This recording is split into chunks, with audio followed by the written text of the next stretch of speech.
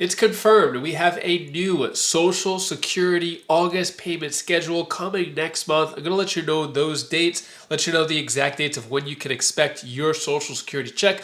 Also, we heard the latest from Bernie Sanders about increased Social Security benefits. Legislation that I have introduced would greatly expand benefits and increase the solvency, the issue Senator Cassidy talked about, for 75 years. Does that make sense to you? I'm going to play you that full video clip, let you know the latest of what's going on with Social Security in Congress, and give you some other important updates as well. Before I dive into the main content, if you appreciate these Social Security updates, hit the like button and subscribe to the channel for more Social Security updates. So, it is confirmed, Social Security payment schedule for August 2025. What's going on here? When can you get your checks? Well, we got August 1st is the SSI payments. And then we have Wednesday, August 13th. That's going to be the first payment for retirees, spousal, and survivor benefits for those who are born between the 1st and the 10th of the month. Then we have Wednesday, August 20th for those who are born between 11th and the 20th of the month. Then we have August 27th for benefits with those between the birthday of the 21st and 31st. And what's making August a special month is we have double payments, meaning that on Friday, August 29th, SSI payments, so this payment would usually come the first of the month for September. However, due to September 1st falling on Labor Day, that payment is going to come on Friday, August 29th. So you're not going to, if you are an SSI, you're not going to receive your September Social Security check in September. It'll come Friday, August 29th. So yeah, and the average check looks like is around, has surpassed $2,000 at $2,002.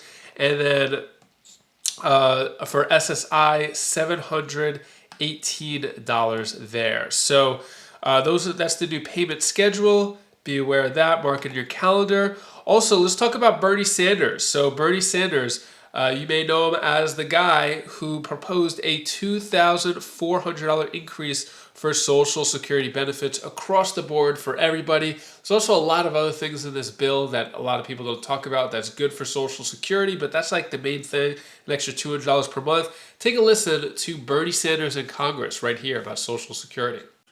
Ms. Gavin, Mr. Coleman. Mr. Coleman, you talked about the burden of healthcare costs on small business. Absolutely right. Ms. Gavin, you told us that healthcare in America is expensive. Yeah. In fact, it is double what it is in most other countries around the world. So I would ask our panelists very briefly, yes or no, do you think it makes sense for the United States to join every other major country on earth, guarantee health care to all people as a human right? Ms. Oakham?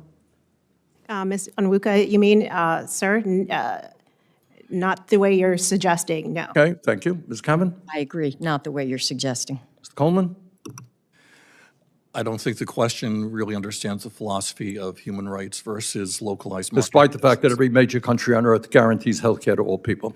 Yes. Mr. Driscoll? Healthcare is absolutely an essential right everyone's entitled to. Ms. Friedman? Yes, I would. Mr. Driscoll, you state in your testimony that the misclassification of workers as independent contractors is rampant in the construction industry and has led to a destructive race to the bottom.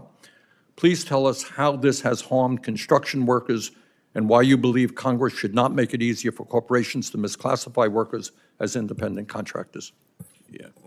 Currently, under existing law, Senator Sanders, approximately 2.1 million workers are misclassified as contractors. So within my trade, a bricklayer working next to another bricklayer working on a project that they have no control over are often deemed contractors to avoid paying unemployment insurance, health insurance.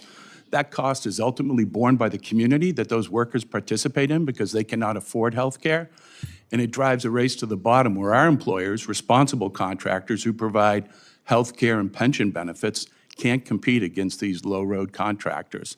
This law, if enacted under its current language, would simplify that test and lead to an expansion of those type of contractor relationships. President Driscoll, the bills we are discussing today would give companies a quote-unquote safe harbor that would allow them to deny workers a minimum wage, overtime, and the right to form a union. In your opinion, would these quote-unquote safe harbors help or harm workers? these would greatly harm workers, Senator. Ms. Friedman, astoundingly, again, we are the wealthiest country in the history of the world, and yet nearly half of older workers have no retirement savings. I've introduced legislation today that would bring back defined benefit pension plans for over 56 million American workers. Ms. Friedman, what would it mean if every American had access to a defined benefit pension like the one members of Congress have? Senator, it's a great question. As I said in my statement and in my written statement, defined benefit plans, which are guaranteed plans that provide lifetime payments to individuals, have created a middle class in this country. If everybody had a defined benefit plan, then they'd be able to pay their bills, they'd be able to take care of themselves and not be a burden on society. They'd be able to participate in community. I'm going to interrupt you here. Yeah, but sure. Isn't it fair to say, and I trust that nobody disagrees with this, that if you are 60, 65, you're about to retire and you got nothing in the bank, which is the case for millions and millions of people, there is a tremendous level of anxiety. How do I survive?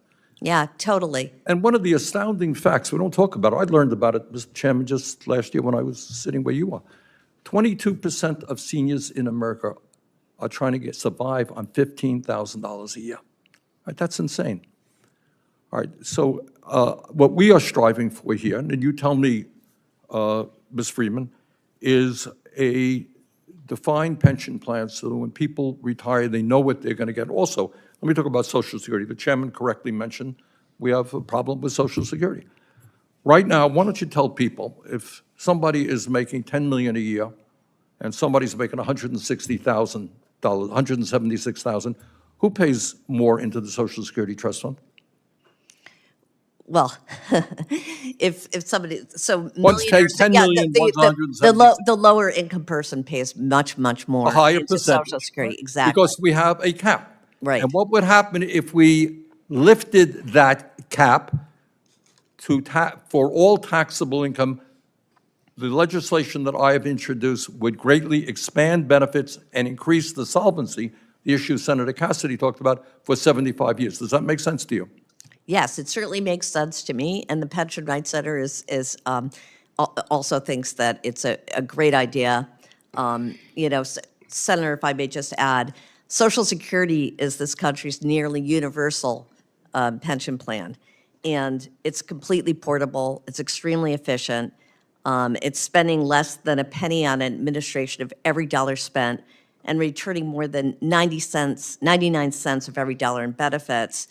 And these benefits have not been Thank you. increased. So yeah, so it's a great thing. Yeah. Senator Tuberville. Bernie Sanders making the point that people who are over 65 or just who are retiring in general are barely having enough money to make a living, to barely enough to survive. Bernie Sanders just wants to make sure that people have enough money to live a decent life in the richest country in the world. It's not too much to ask for, especially when you see Congress members, including Bernie Sanders, making $174,000 per year. I would argue that Bernie Sanders probably cares more about the American people, or at least Social Security recipients, than other Congress members, but making $174,000 a year, they should switch.